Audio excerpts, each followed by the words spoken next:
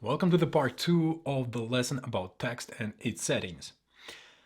In the previous lesson, in the previous part, we discussed all the fundamental parameters. So when we have text typed and everything that you see here in this text panel, we already covered. But there are much more here hidden behind this type settings option. Once you click on that option, once you click on this menu, you will see some additional parameters. And as you can see here, we have basics and details. But I want to show you the example that has more options. I will use the typeface. Every single typeface has their own type settings. So keep it in mind that when you saw some settings for one typeface, let's imagine for a border, it doesn't mean that you will have the same for something else. Let's use the inter typeface, which is pretty popular one, pretty popular typeface. Lots of people are using it. When you click on this menu, you see one additional tab here, variable. Now we will go through each of these tabs and through all the parameters that you see in these tabs, so you understand what you can do, what else you can do with text when you're working with it. In most of the cases, when you're working as a graphic designer, it will be super useful for you. As a web designer, it will be useful in some cases when you need to provide some additional interesting different view, or you want to impress other designers, or you want to impress your client. So client like, wow, how did you do that? And for mobile app designers, I'll also show you how to use these parameters, these additional settings, because some of these settings are super useful and helpful when you're designing when you're creating your designs and you want to be super specific and pixel perfect in your creations. So let's get started. The first tab, the first menu that you see here by default is basics. And in this panel, you see different options. Again, every single time when you choose the typeface, if you want to master your skills with the text tool, I recommend you to choose the typeface and then go into these parameters and to see what it provides you, because different typefaces have different settings here. In basics, not only in terms of tabs, but also in the settings that you see provided in the tabs themselves. So let's take a look in basics. What do we have here? We have resizing, we have alignment, we have vertical trim, decoration, paragraph, spacing, list style, and case. It's called basics, and some of these parameters you can see in the fundamental parameters here in the main menu of the text panel of the tool. Let's take a look what other things it provides you. So resizing, we already talked about auto width, auto height, fixed size. So basically, we already covered everything. What else can be here? Well, there is one additional parameter that is super useful when you are designing mobile applications and TV apps, when you have limited space, but you have to show the text that there is something is hidden there. When you click and you will see the entire option, there is a text called truncate text. So when I click on this parameter here, then it will change the fixed size and change the height of the text, change some parameters of the text. Let's imagine that the text by default was written in one line, but you set the function truncate text, and now you change the width of this parameter. And this is pretty common example, right? When you have, let's imagine when you're designing a TV app, and in the TV app you will have something like this. You have the some TV show. Let's take sports TV show, for example, and it will be something about basketball, and the TV show called Basketball Top 10 Highlights of the week, for example. And the size in this case, let's imagine that you chose 24, which is already not so huge, but that's exactly what you will have there. And medium. And then you have the next card. As you can see, text goes on text. And in this case, when you choose the function truncate, and you change the size, just the width of the text, to the size of your tile, this is where you achieve the truncated text, and you understand that there is a text there that goes further, but we don't show it just because we don't have space for that. And at the same time, or usually it's called swim lane, when you have like lots of different discards, and the text is floating. So by default in TV app, you will see this text with truncated text. Instead of creating basketball top 10 and then ... you create the truncated option. Figma Pro tips, everything for you. And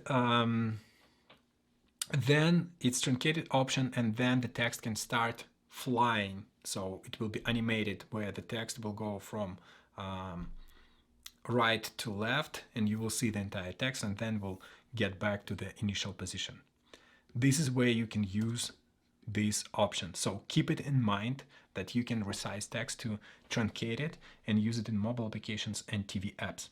And websites, like absolutely anywhere, just keep it in mind that there is a function for that. You don't have to create every single time ... Figma Pro secrets. The next one is alignment. We already discussed all the alignment, left, center, right. Nothing hard here. You understand absolutely everything. But there is a thing here called justify. Text align justified. When I click on justified, nothing has changed here. But we will see that everything changed when we have more text. So now text, what is happening? It's better to see the difference when you have more text. Take a look at this example here. So this is the text, and I set the parameter justified. So now when I have, what it does, it tries to fill the bounding box from left to right, so the text, so you don't have, there is a parameter in design when it comes to text, into typography, called, like, you see the river here. So the text goes here and it flies this way. Wow. This is how text goes when it's left aligned. When it's right aligned, it will be in a different direction. So now we have the river on this side, and this is how it flows. And let's go back to our left alignment. And you see that visually it's not so cool. Visually it's not so cool. We see every single line here and everything, but visually it's not perfect from graphic design perspective. There is a difference between graphic design and web design or digital design. What does it mean? Like in web design, we are working, in mobile design, doesn't matter, we are working with the space that can change. It means that if I designed this text, if I created a block of text for this size, somebody, another user, opened this text in a different browser or on a different device, and they will see this text because now they open on a smaller size screen. The content is dynamic. But when it comes to graphic design, you are creating a static content. And in static content, you can have this justified option. I don't recommend you to use justify, text justify in web design or mobile apps design. I don't recommend, completely not. Like if you want to, of course, it's your right, but it will be really bad from UX perspective. Why so? Because even taking into consideration this river here, that the text is jumping all the time, we have the same spacing between words, and it reduces cognitive load. Our brain follows the content, follows the function, not the visual. And here the function is to provide text. I read it text and I read it easily. I understand absolutely everything. In this case, the cognitive load that we are putting on our user is much higher. Why so? Because the distance between words, it's not even. Sometimes we have less space, sometimes we have more space. And because of that, we just, no matter how much I type here, it's better. It's always jumping and it's overwhelming. And for some people with cognitive disabilities, it will be just painful to read this text. But in graphic design, you can see it a lot, specifically when you have a product. Let's imagine that here I have, not here, but here, I have some kind of product. Let's imagine, I don't know, maybe bag, maybe fragrance. Let's see if we have something here. Yeah, let's imagine that some kind of fragrance here. This is in graphic design. I'm talking about graphic design option now. And then below there is kind of description, like a disclaimer. And usually it's written in all caps with a justified text. Of course, the text is a little bit different. It's a little bit smaller. It has a less spacing here. Something like this. Then you have text, and usually it's also like it goes center aligned or justified alignment. And now, like, everything looks, from visual perspective, everything looks so aligned, so interesting. It creates like a block of content, but it's really hard to read it.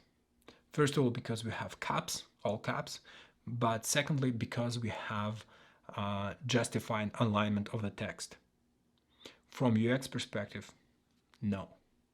But as a graphic design component, when you're creating some kind of print material, let's imagine that you created this card for your clients that will be used across all the products, or basically people will, client will send this card to absolutely Shift P,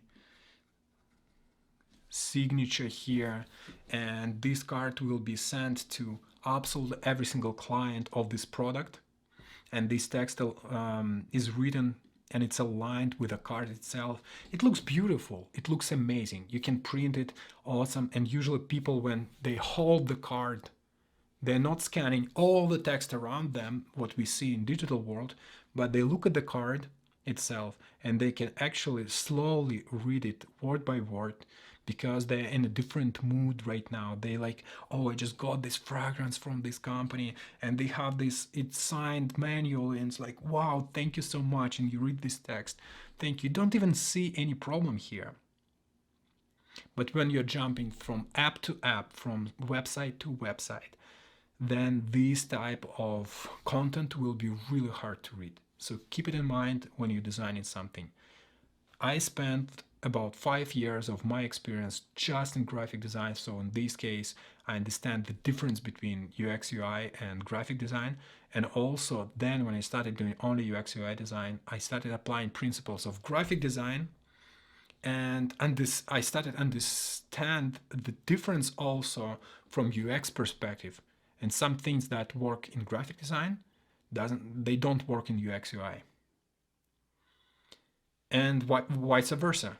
For example, when I design something for just graphic design, for UI, it will not be as good as if I design it as a graphic piece, because people have different experience. So when you're creating something, when you design something, keep in mind the entire experience, not just the thing that you just learned that, oh, okay, I can justify text, that's it. Why do you want to use justified alignment of the text? Why? In what experience people will have when they read this text? And if they have lots of information, please don't overwhelm them with justified alignment and all caps. But if they have time for that, it's a great piece of content. So this is where you can use this option. Let's continue our journey. Let's switch to our left alignment, switch off to the regular size. So this would be a piece for, like, from UX perspective, from UX UI perspective, digital world. Text is legible, readable, easy to understand, just perfect, but not as cool as the previous one, not as elegant, not as, you know, personal, I would say. So let's get back to our options here. Now you know resizing, alignment. Vertical trim. What is vertical trim? By default, let's go to our text. I don't know, let's take this frame here, make it a little bit bigger. I'll show you the text that goes with one line text. Auto alignment, boom. So we have text. As you can see, it has bounding box here. This goes from here to here. And even if I set to 100% or 40 points, exactly the size of my text here. Let's remove this one and work with this text. 40, the line height is 40. Why do I have this box here, this additional spacing here? Why do I have, if this is my text, if I set the text to 40, why doesn't it have this thing here? And let's imagine, okay, I don't have anything that goes down. 20. So now I have this text. So why letter this additional thing that swings here, hang here below the baseline? If you want to know baseline, X height, all these things, again, typography masters course, and it goes even outside of our bounding box, but the spacing is still here. Why so? Well, because every single font has its own padding. The padding that, as you can see even here, we see that the bounding box starts before the letter O, before we see the letter O. We have all this additional spacing here because every single typeface has their own default padding, and we have to keep in mind that padding, and that padding define honestly whether we need to change letter spacing or not, whether we need to change some other parameters or not. Typography Masters course explains all of these things. But we are talking right now about vertical trim. What is vertical trim? So we have this text here. We have all the spacing. But when I click vertical trim, cap height to baseline, I click here and boom, now, as you can see, this part is outside the bounding box.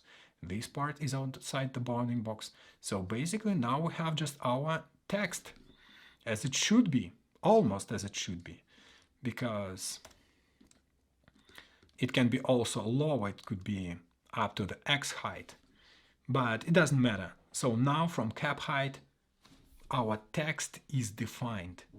And this is super useful when we are designing mobile applications and when you want to achieve pixel perfect style and spacing between lines, because now the distance will be defined by the text, not by the bounding box, the default bounding box of the text, but by the text itself. So text becomes a shape, which means that when I set and draw a rectangle here, and it can be not just a rectangle, but let's imagine a line that goes here, and later you will have second line of text below. You can define the spacing, that the spacing between the line and the text is 72. And this is what you will give to developers so they understand exactly what the spacing will be, because by default, this is 72. Let's create another example where the text doesn't have vertical trim, standard. The distance is 66. So when we set it to 72, the distance here between the text and line is much bigger, 6 pixels bigger than here. And the same with this text. Here we have, let's imagine 24, but when we don't have vertical trim, the distance is 19, and we need to add additional 5. So now the spacing is not correct from visual perspective. And we can see it. We can't see it, for example, visually, it will not be defined when you're working on a large screen. But when you're designing something for mobile applications, you see all the differences. And 5 pixels, you know what? It's pretty a lot. So this line is 2 pixels. If I set it to 5, this is the additional, and here it was 6. This is the additional space that we lose when we are working with the default parameters. So it's super useful function when you're working with mobile applications. Sometimes also in web, when it comes to responsive web and when you're designing it for mobile screens. So responsive, but the website, people will open the website on their mobile phone. This is where it's used. And this feature is completely new to CSS. In CSS 3 and in CSS 2, you didn't have it. But today, the new function that will be available that will allow you to trim the default padding of the text, and it will be trimmed up to cap and baseline.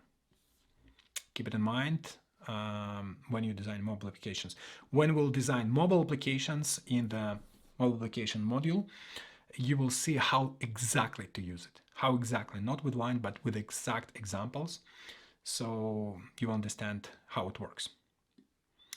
Let's go to our next parameters of the text parameters, text settings. When we go here, decoration.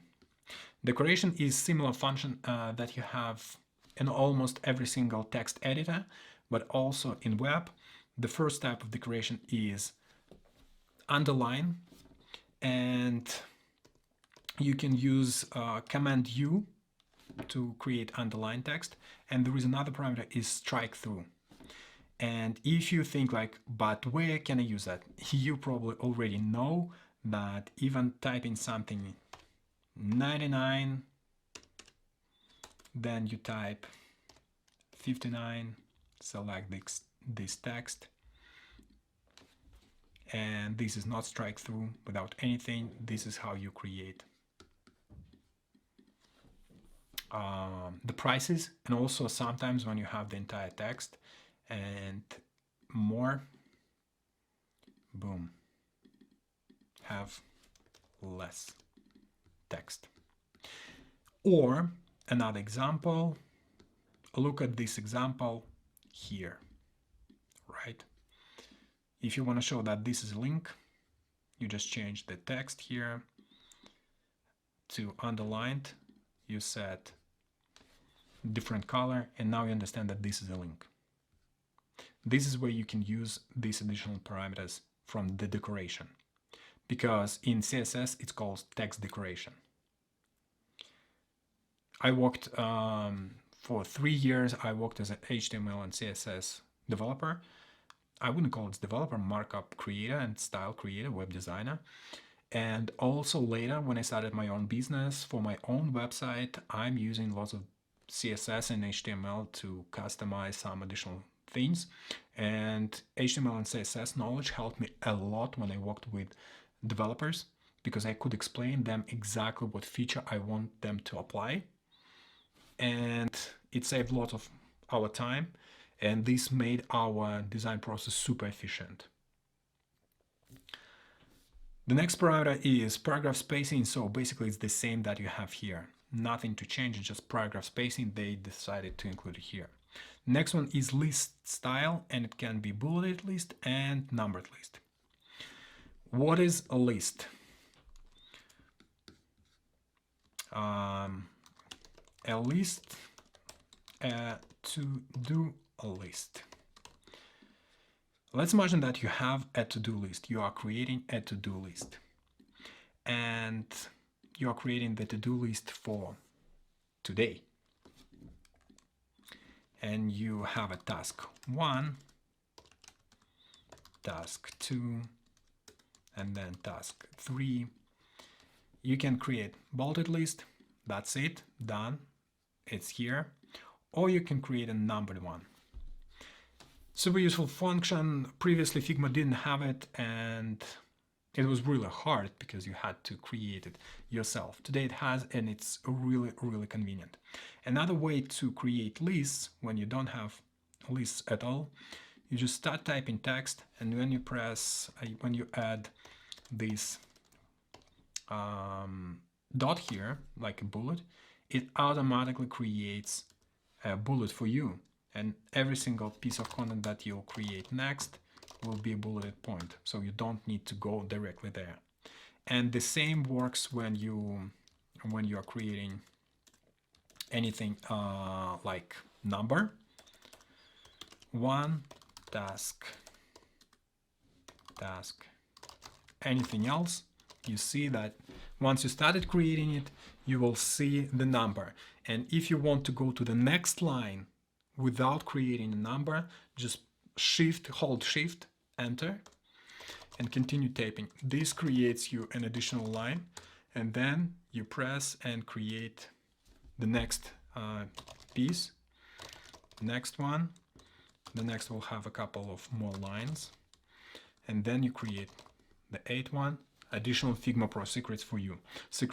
Shift enter or shift return will create the next line, and it works the same line in web. It works the same way. So by default, what's happening? It's not a text style, but I want you to be super efficient, honestly. So when you press enter just once, like this. In CSS, it's like P, enter once, close P, paragraph. But when you press shift plus enter or return, in this case it will be text br text, next line. Basically, it's the same paragraph, but you create a new line inside of the paragraph. This is how it works in CSS, and if you're a web developer, if you're familiar with web development, you know what does it mean. And this is how you can explain, if you're not a developer, you're just a designer, this is how you can explain what do you want from a developer. You want to have BR instead of creating a new paragraph when you're pressing shift enter in your design. Let's get back to our parameters. So we have bulleted list and numbered list, and then we have text. By the way, let's create a bulleted text. I want to show you one more thing here. Task 1, task 2, task 3. When you select a bulleted number or non-bulleted number, you will immediately see list spacing. When we don't have a list, you don't have this option, but when you have a list, you have the list spacing. What does it mean? It's exactly work as a paragraph spacing. 20, it will create 20 pixels distance between these lines. In CSS, it's parameter called li, and you're creating the spacing between li parameters. It's like margin bottom 20 pixels, or you set margin that will be 10 pixels at the top, 10 pixels at the bottom, and left and right, depending on the style that you're creating. So keep in mind that you can have the list spacing different rather than the paragraph spacing.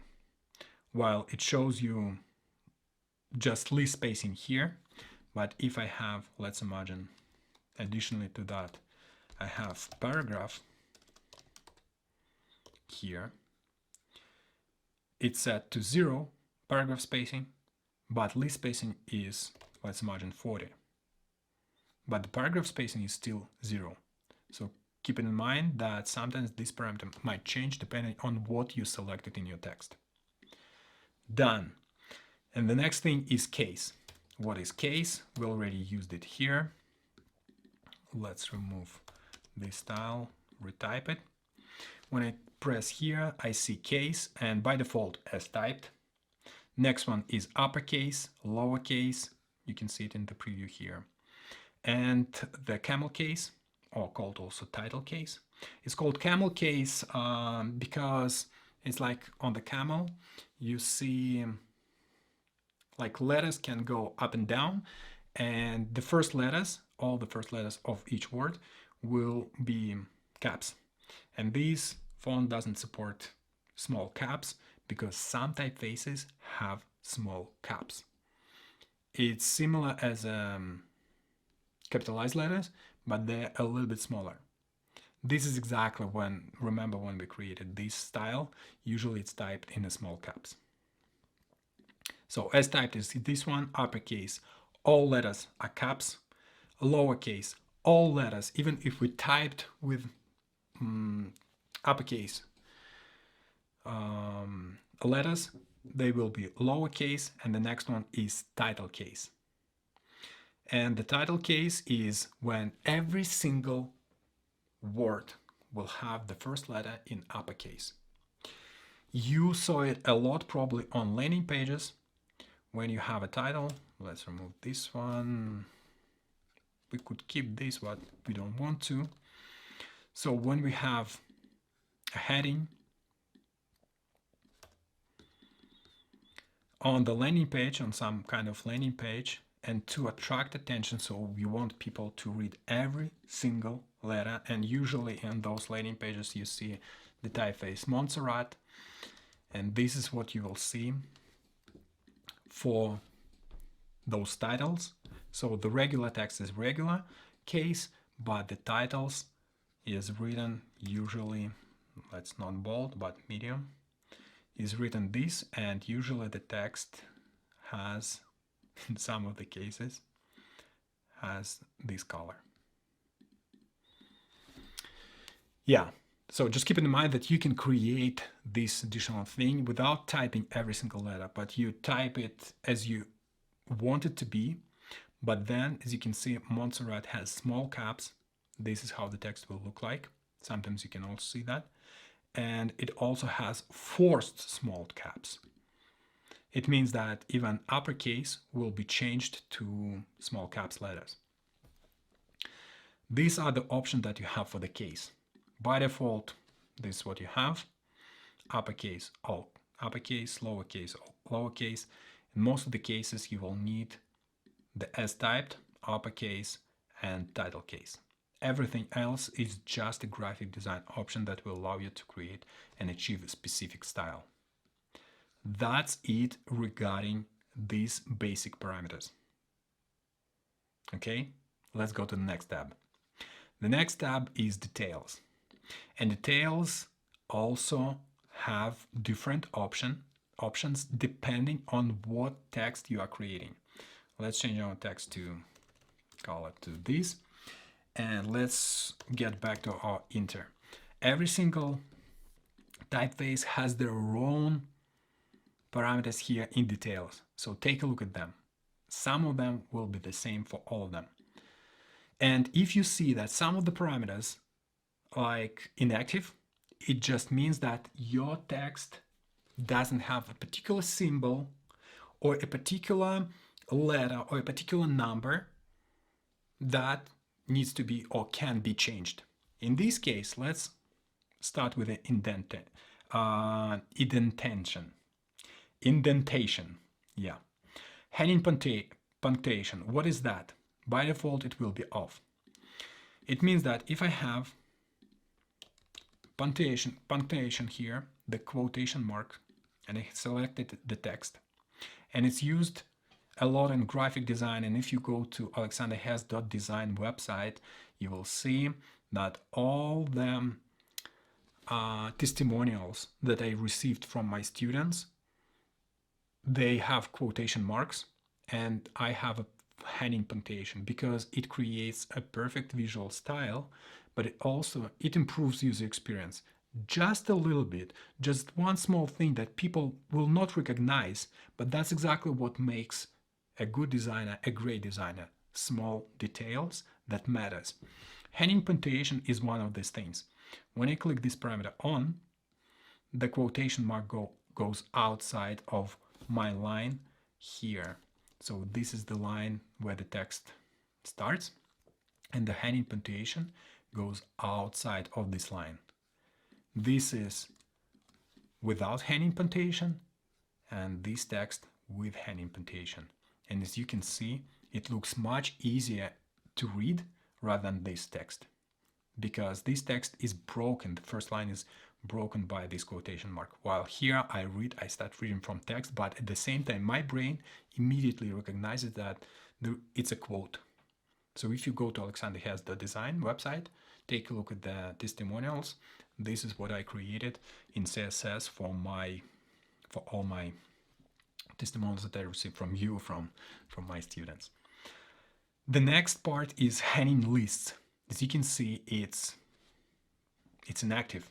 What does it mean? It just means that we don't have a list like this or anything else. So now I have list, so I can make it heading one. And now the entire text is written this way. Sometimes you can use it in any particular situation, like where you need this particular style. I don't use heading punctuation for lists because for me, list means that it's part of something bigger. We have some idea, and inside of this idea, we have particular things like this or anything else. And that's why it creates the visual hierarchy where we jump from the main text to something inside of it. That's why I don't use heading punctuation, but you can do that. You have this option in Figma. Keep it in mind. Paragraph indent. What is paragraph indent? If you didn't know, paragraph indent, and in CSS, this function called text indent, it means that the distance from the first line. Let's remove our heading punctuation from here. Switch it off. Let's remove this list. And then we have a second paragraph. How we define the paragraphs in digital world in most of the cases?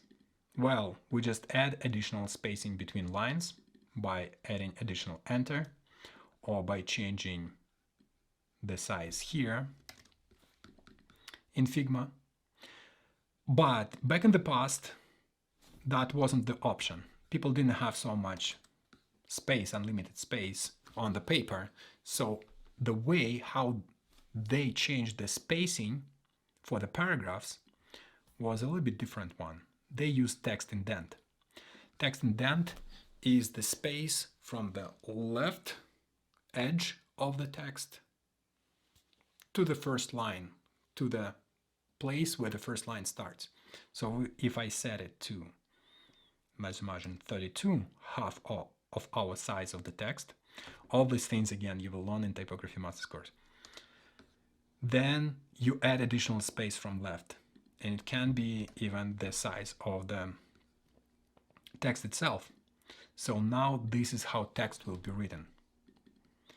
And it gives us a little bit more. Let's make the second paragraph a bit longer.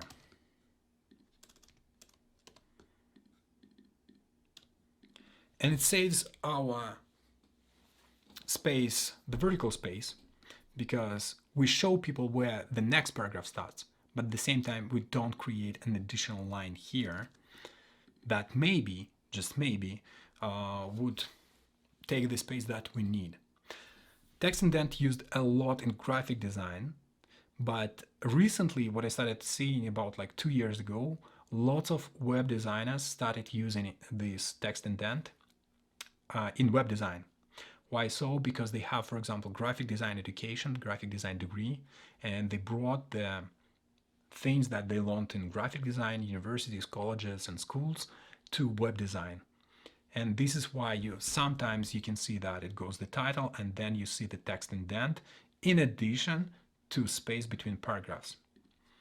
You can set the text indent here. Figma Pro Secrets. The next parameter is a letter case. Well, that's exactly the same that we had in the basic parameter. Case-sensitive forms, not applicable for selected text. It means that we don't have forms that allow us to make the text case-sensitive.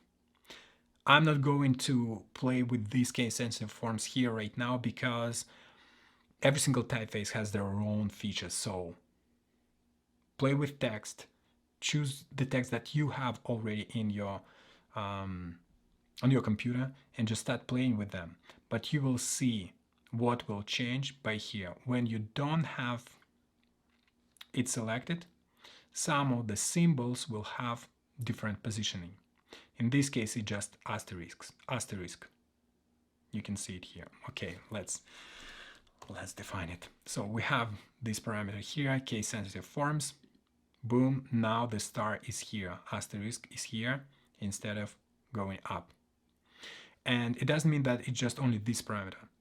Some typefaces will have text that will actually change.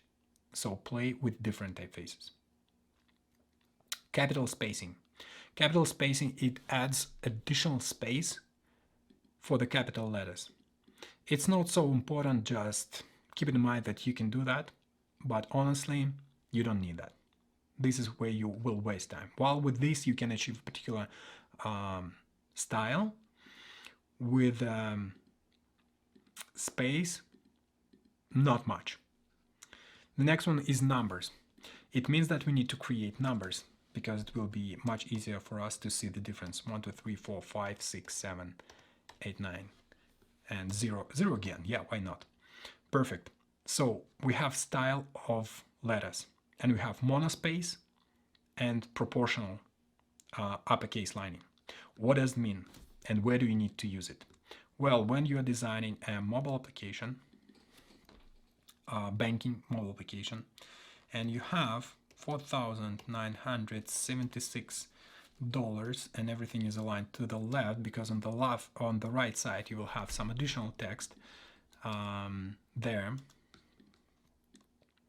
something like, I don't know, your balance or your credit card balance.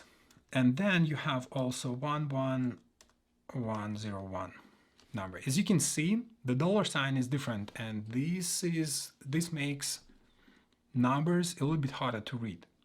But when you go here and you set in the details, you set the style for the numbers, monospace, now all the numbers have a monospace parameters.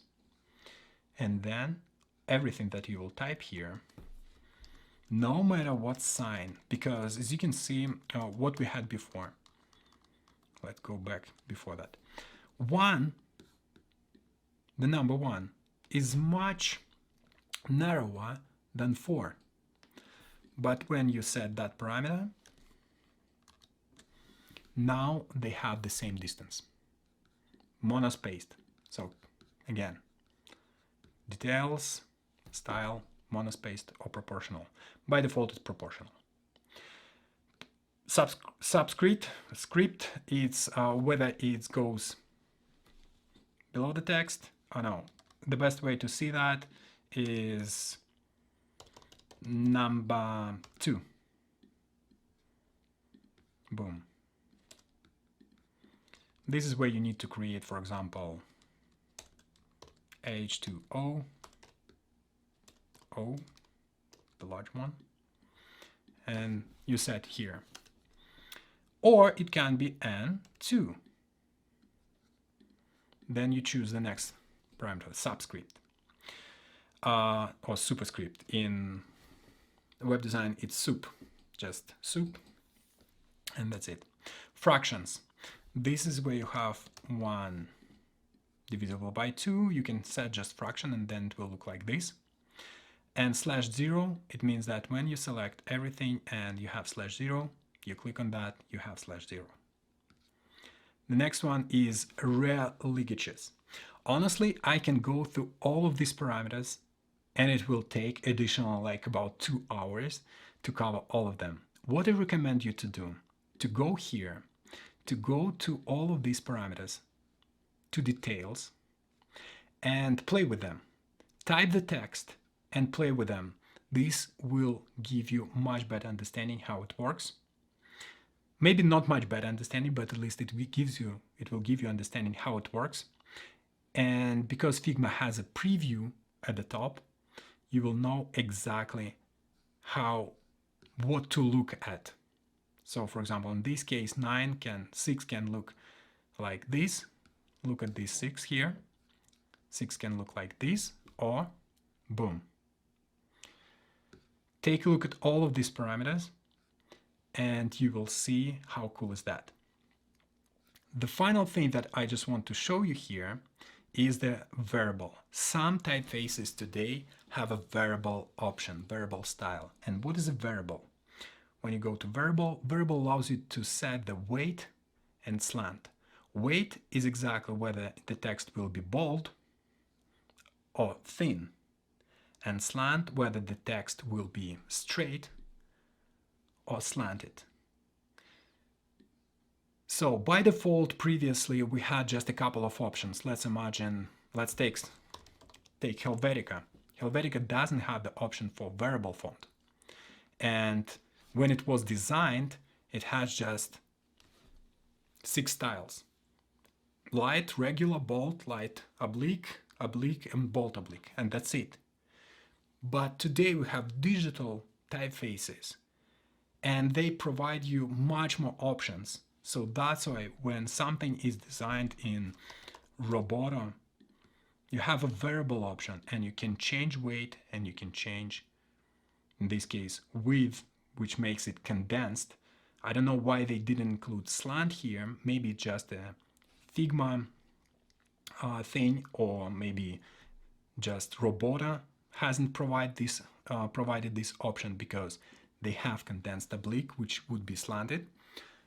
They don't, but keep it in mind that variable allows you to set a particular weight and particular width, or a particular like direction of the letters.